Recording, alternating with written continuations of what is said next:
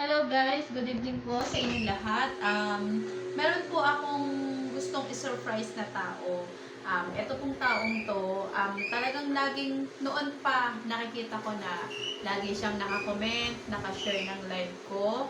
And then, naka-share ng live ko, bukod doon, pati yung mga video at saka yung mga reels ko, talagang todo effort siya, todo support siya sa akin. Ultimong yung aking TikTok at YouTube channel, kahit hindi ko na naasikaso, talagang makikita mo na talagang nanonood siya, nag-watch siya, and then alam niya talaga lahat. At syempre, dahil po sa pa,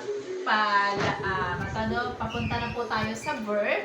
So, umpisahan na natin. Give love on Christmas Day. O, diba? So, ito po. Ito po yung gift na ibibigay ko sa kanya. Try natin ha, buksan. Ayan po. Wow! Hindi mo makikita, wala siya. Nawawala. Hinahanapin na yun. Hindi, ito. Buksan natin. Wow! Talagang guys. At talagang ayan, ang ganda. Ang ganda guys, oh. Try natin, baka bumagay sa akin. Try natin guys, ha. So, ang ganda, no? Try natin guys. Tingnan natin, ha. Wow! Sosyalin talaga guys. Ang ganda. Kasong payat ko. Oh, ganda guys. At correction, bukod doon guys, hindi lang po isa ang aking bibigyan. Hindi lang po isa ang aking bibigyan.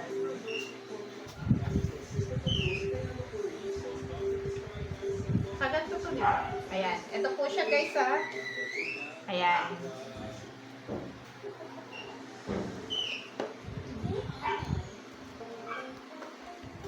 Hindi lang po isa ang aking bibigyan.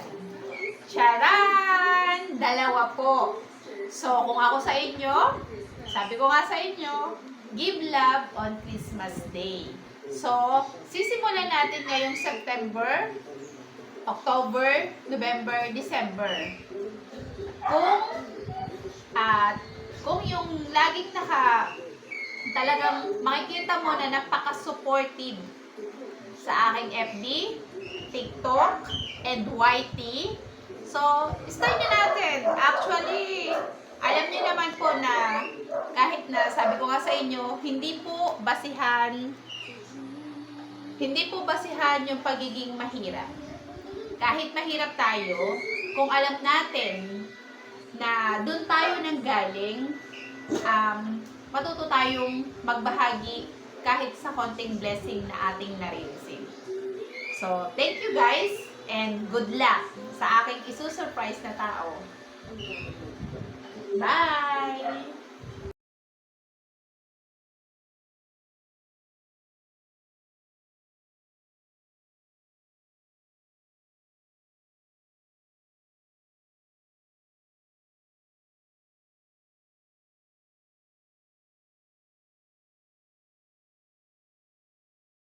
Subscribe, like, and share.